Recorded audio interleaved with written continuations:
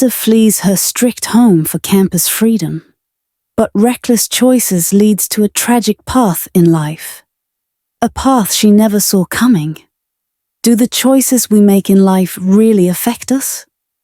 Do the friends we keep make deep impacts in our life?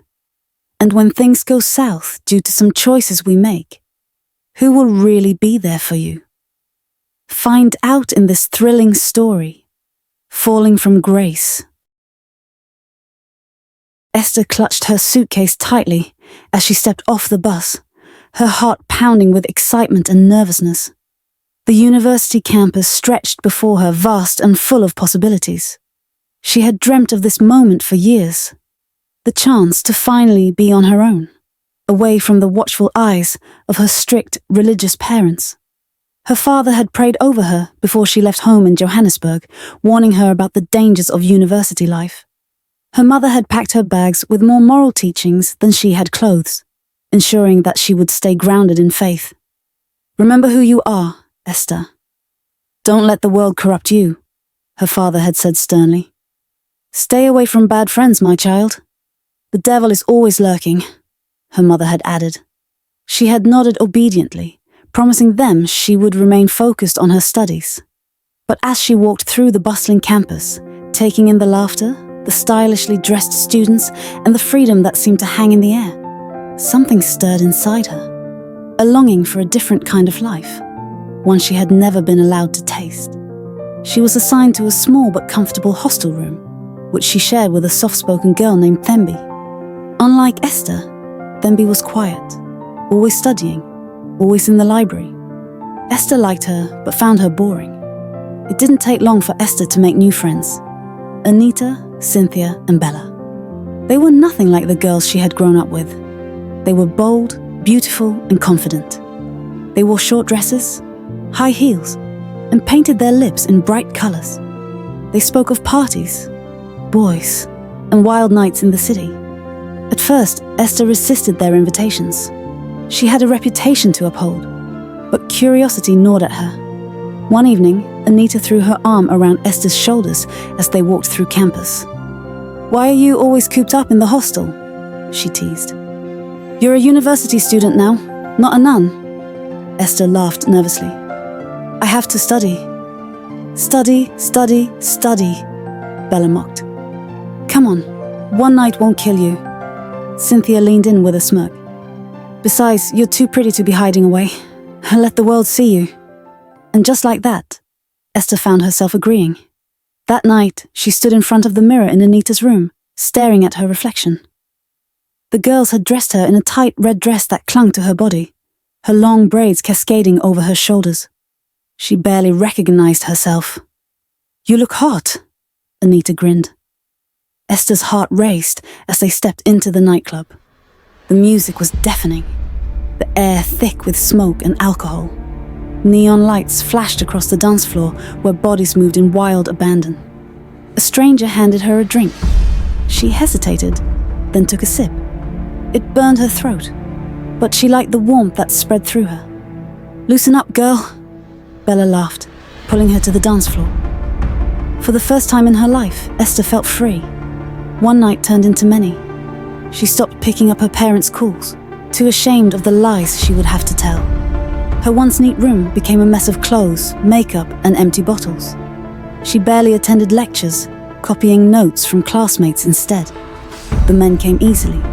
Some were fellow students, others were older men, sugar daddies who spoiled her with gifts and money.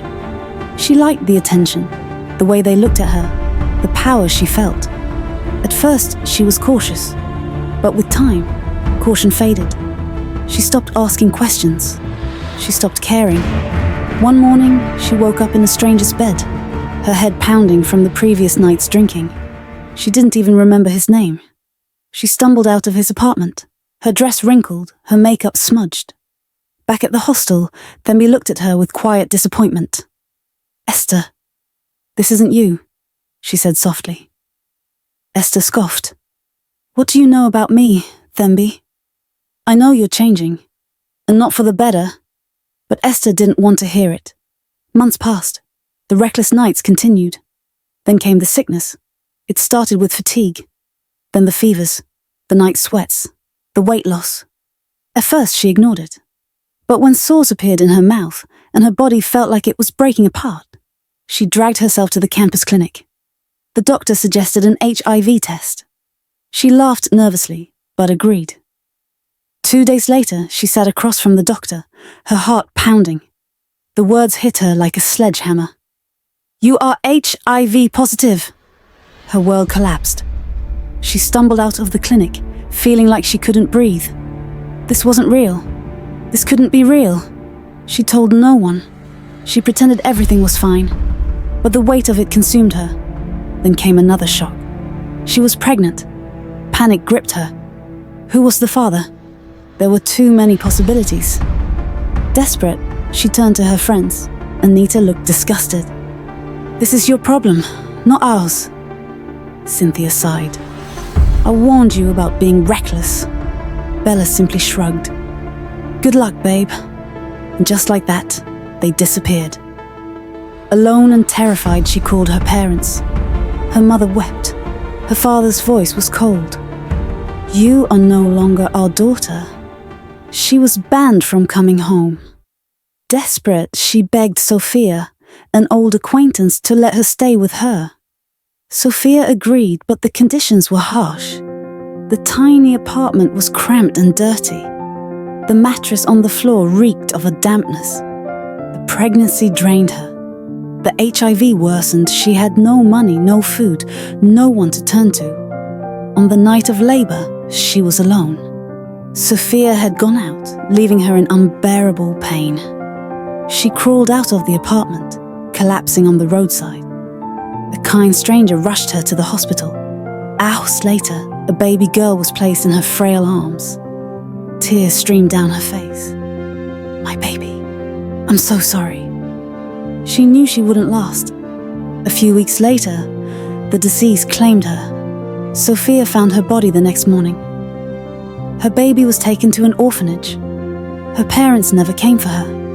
Her friends moved on as if she had never existed. And her daughter grew up never knowing the mother who had loved her but lost everything to the choices she made. Regret came too late.